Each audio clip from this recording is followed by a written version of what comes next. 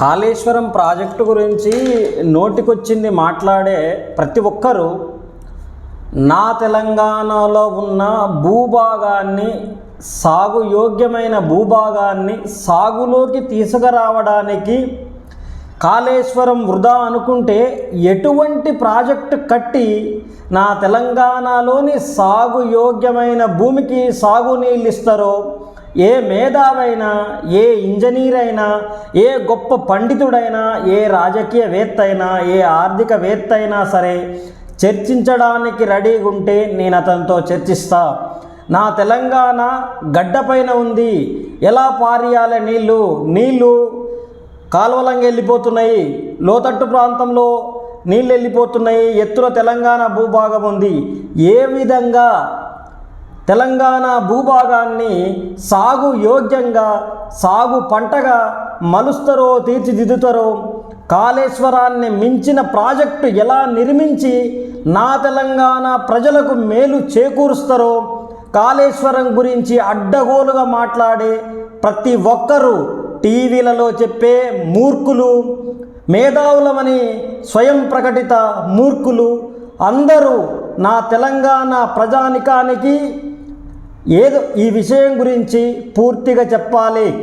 చెప్పని ఎడల తెలంగాణ ఉద్యమం ఎట్లయితే వచ్చిందో అట్లనే కాళేశ్వరం విషయంలో కూడా బీభత్సమైన ఉద్యమం వచ్చి తిరుగుబాటు ఎదురవుతుంది.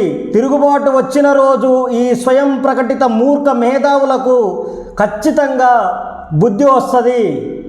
మీ దగ్గర దమ్ముంటే, మీ దగ్గర కరెక్ట్ అయిన ఆలోచన ఉంటే కాళేశ్వరం కంటే గొప్ప ప్రాజెక్టును మేము నిర్మించి తీరుతామనే దమ్ము మీ దగ్గర ఉంటే ఏ రాజకీయ నాయకుడే ఏ ఇంజనీరే ఎవరే నిర్మించి తెలంగాణలోని సాగు యోగ్యమైన సాగు భూమికి నీళ్ళివ్వండి, తర్వాత మాట్లాడండి. కాళేశ్వరం గురించి అడ్డగోలుగా మాట్లాడితే ఊరుకునేదే లేదు. కాళేశ్వరం ఒక బ్యారేజ్ కుంగని ఏదో లోపాలు ఉన్నాయనుకో, దాని మీద ఎంక్వైరీ అయ్యి కేసు అయ్యి జ్యుడిషియల్ ఎంక్వైరీ చేసుకొని కేసు వేసి దానికి సంబంధించిన కానీ ప్రాజెక్టునే వృధా అని చెప్పడం, ప్రాజెక్టు గురించి తప్పుగా మాట్లాడడం అనేది తెలంగాణ బిడ్డగా, తెలంగాణ నా పొలము, హైదరాబాదు నా ఇల్లు నేను ఫీల్ అవుతున్నా. నేనే కాదు, తెలంగాణ ఉన్న ప్రతి ఒక్కడు ఫీల్ అవుతున్నాడు. ఎంతో కష్టపడి సాధించుకున్న తెలంగాణ, ఆ కాళేశ్వరం ప్రాజెక్టు గొప్పది.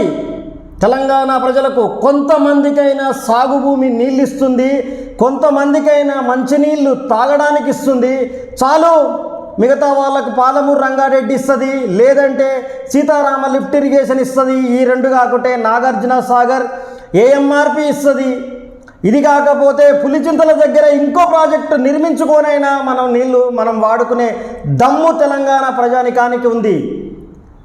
ఈ విషయం తెలియక అడ్డగోలిగా నోటికొచ్చినట్టు మాట్లాడడం, ప్రాజెక్టుల విషయంలో తెలంగాణ రైతుల బాగుని ఓర్వలేకపోవడం, నేను జీర్ణించుకోలేకపోతున్నా. నా తెలంగాణ ప్రాంతానికి అన్యాయం జరిగే విధంగా మాట్లాడుతున్న ప్రతి ఒక్కరికి పేరు పేరున చెప్తున్నా, మీకు నోటికొచ్చిన కూతలు గుయ్యొద్దు. మీకు సరైన అవగాహన ఉంటే మాట్లాడండి, లేకపోతే నోరు మూసుకొని ఉండండి. Thank you.